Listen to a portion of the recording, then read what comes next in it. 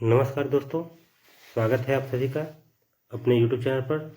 आशा है दोस्तों आप लोग स्वस्थ होंगे और एग्ज़ाम की तैयारी पूरी मन लगा कर रहे होंगे। तो दोस्तों आइए रिवीजन क्लास में हम लोग तीसरा चैप्टर देखते हैं। इसके पहले हम लोग पहला और दूसरा चैप्टर देख चुके हैं, और आप लोग नहीं देखे हैं तो इंटरमीडिएट प्लेलिस्ट बना हुआ है, उससे आप लोग जाकर देख सकते हैं। गद्यखंड और पद्यखंड का उसमें पूरा क्वेश्चन दिया गया है। और आइए हम लोग तीसरा चैप्टर का देखते हैं क्या कह रहा है ये। देखिए तीसरा चैप्टर जो है पद है, इसके रचयिता तुलसीदास हैं, स्वामी गोस्वामी तुलसीदास। देखिए पहला क्वेश्चन कह रहा है रामचरितमानस किसकी कृति है। तो रामचरितमानस किसकी कृति है? ये तुलसीदास जी की कृति है, और जो रामचरितमानस बहुत फेमस महाकाव्य है। आइए दूसरा क्वेश्चन देखते हैं क्या कह रहा है क्वेश्चन। देखिए दूसरा तो क्वेश्चन दोस्तों कह रहा है तुलसीदास किस शाखा के कवि हैं। किस शाखा कवि हैं? बोला राम मार्गी, कृष्ण मार्गी, ज्ञान मार्गी, प्रेम मार्गी। तो ये राम मार्गी कवि तुलसीदास जी, क्योंकि राम पे आधारित इन्होंने सारी रचनाएं किया है। ये तीसरा देखते हैं क्वेश्चन क्या कह रहा है। क्वेश्चन तीसरा ये कह रहा है तुलसीदास के पठित पद किस भाषा में है। तो इनका जो पद था अवधी भाषा में ये इन्होंने रचना किया था अपना। ये चौथा क्वेश्चन देखते हैं क्या कह रहा है। कह रहा है देखिए तुलसीदास का सर्वश्रेष्ठ महाकाव्य कौन सा है। जो पढ़े हैं अभी हम लोग तुलसीदास, उनका ये सबसे महाकाव्य है जो रामचरितमानस के नाम से फेमस है। आइए दोस्तों पांचवा क्वेश्चन देखते हैं। दोस्तों इस चैप्टर पे आधारित ये जितने मैक्सिमम क्वेश्चन हैं, इसी क्वेश्चन के अंतर्गत आप लोग के सभी क्वेश्चन आएंगे बोर्ड एग्जाम में। देखिए पांचवा कह रहा है तुलसी के प्रथम पद में किसकी स्तुति है। बताना है आप किसकी स्तुति है। तो ये स्तुति जो है सीता जी की स्तुति है इनके प्रथम पद में। और देखिए छठा क्वेश्चन क्या कह रहा है। छठा से कह रहा है तुलसी को किस चीज की भूख थी। तुलसी जी को किस चीज की भूख थी ये बताना है। तो उनको भक्ति की भूख थी, प्रभु की वंदना हमेशा करते थे। आइए सातवां क्वेश्चन देखते हैं क्या कह रहा है।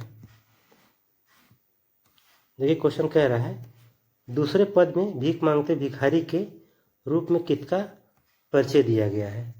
किसका परिचय दिया गया बता रहा है। तुलसीदास जी का ही परिचय दिया गया है दूसरे पद में। आइए आठवां क्वेश्चन देखते हैं क्या कह रहा है। कह रहा है दूसरे पद में तुलसी ने अपना परिचय किस रूप में दिया है। तो अपना परिचय किस रूप में दिया है ये आपको बताना है। तो उस परिचय रूप जो दिया है वो आपके एक भिखारी के रूप में परिचय दिया है। तो आइए नौवां क्वेश्चन देखते हैं हम लोग। एक क्वेश्चन कह रहा है तुलसीदास हिंदी साहित्य के किस काल के कवि हैं। किस काल कवि हैं? भक्ति काल कवि हैं, क्योंकि ये भक्तिप्रत रचना करते थे। आइए तो 10वां क्वेश्चन हम लोग देखते हैं क्या कह रहा है क्वेश्चन। कह रहा है तुलसीदास का महाकाव्य रामचरितमानस किस भाषा में रचा गया है। किस भाषा में रचा गया है? अवधी में रचा गया है। ये 11 क्वेश्चन देखते हैं क्या कह रहा है। तुलसीदास ने प्रथम पद में अपना परिचय किस रूप में दिया है। तो किस रूप में अपना परिचय दिया है बताना है हम लोग को। तो परिचय जो दिया है राम की दासी सीता के दास के रूप में अपना परिचय दिया है। ये ऑप्शन है आप लोग का सही है। आइए 12 देखते हैं हम लोग।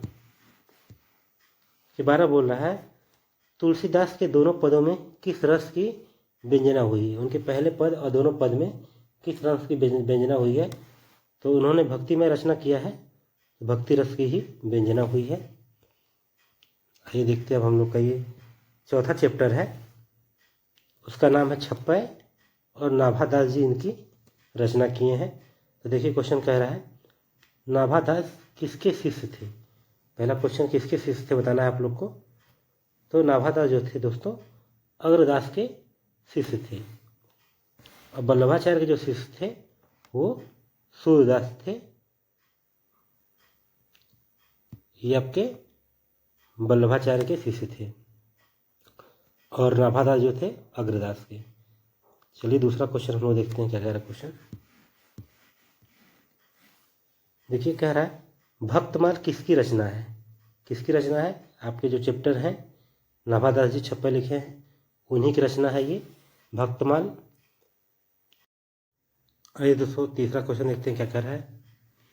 दोस्तों कह रहा है नाभादास किस धारा के कवि थे, किस धारा कवि थे, राम भक्ति धारा कवि थे। राम के वंदना पे आधारित इन्होंने रचना किया है तुलसीदास जी की तरह।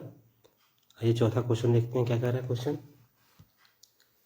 क्या है दोस्तों संपूर्ण भक्तमाल में किस छंद की व्यंजना है, किस छंद की व्यंजना है, तो जो नाभादास जी रचना की है किसका, छप्पे का, यानी कि छप्पे छंद की भक्तमाल में पूरा व्यंजना मिलता है आपको। आइए पांचवा क्वेश्चन देखते हैं क्या कह रहा है। छप्पे में कितनी पंक्तियां का छंद होता है, छप्पे कितनी पंक्तियों का छंद होता है, तो दोस्तों छप्पे से ही आप कंफर्म कर लीजिए ये 6 पंक्तियों का पद होता है और चौपाई 4 पंक्तियों का होता है। चलिए आइए छठवां क्वेश्चन देखते हैं। ये कह रहा है सुर कवित सुनि कौन कवि में कौन सा अलंकार है। दोस्तों अलंकार बताना है, तो जहाँ दोस्तों देखिए वर्णों की आवृत्ति होती है सुर स सुनि स, तो जहाँ वर्णों की आवृत्ति होती है वहाँ क्या होता है, अनुप्रास अलंकार। आइए हम 7वां क्वेश्चन देखते हैं। ये कह रहा है कबीर किस में भेद नहीं करते हैं, किस में भेद नहीं करते, हिंदू और मुसलमान में कबीर भेद नहीं करते थे। ये 8वां क्वेश्चन देखते हैं। तो कह रहा है कबीरदास किस शाखा के कवि हैं, किस शाखा के, तो निर्गुण शाखा के कवि हैं, बाकी नाभादास और तुलसीदास दो सगुण शाखा के थे।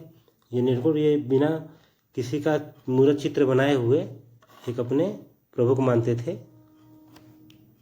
आइए हम लोग 9वां क्वेश्चन देखते हैं क्या कह रहा है। नाभादास के अनुसार किसकी कविता को सुनकर कवि सर झुका लेते हैं, किन्हीं कविता को, सूरदास की कविता को सुनकर सर झुका लेते हैं, नाभादास जी का ऐसा मानना है। आइए 10वां क्वेश्चन देखते हैं क्या कह रहा है। नाभादास का उदय हिंदी साहित्य किस काल में हुआ है, हिंदी साहित्य किस काल में हुआ है, भक्ति काल में। जितना भक्ति पर रचनाएं हुई हैं सब भक्ति काल में हुई हैं। नाभादास तुलसीदास सूरदास सब भक्ति काल के कवि हैं। आइए हम लोग 11 क्वेश्चन देखते हैं। क्वेश्चन तो कह रहा है निम्न कौन सी रचना नाभादास की है, कौन सी रचना है, तो भक्तिमान रचना जो है ये नाभादास की है। आइए आगे देखते हैं 12 क्वेश्चन। कह रहा सूर के कवित्व को सुनकर सभी क्या करते हैं, ये सूरदास की कविता को सुनकर सभी लोग क्या करते थे, तो प्रशंसापूर्वक सिर हिलाते थे। इनकी कविता इतनी मोहक होती थी। आइए नेक्स्ट देखते हैं 13। कह रहा है नाभादास ने जाति पाति एवं वर्णाश्रम का खंडन किस कवि के छप्पे में किया गया है, किस कवि से किया गया है, तो एक कबीर के छप्पे में किया गया है। ये नेक्स्ट देखते हैं दोस्तों। ये चौथे लेसन पे आधारित आपका छप्पा से पूरा था।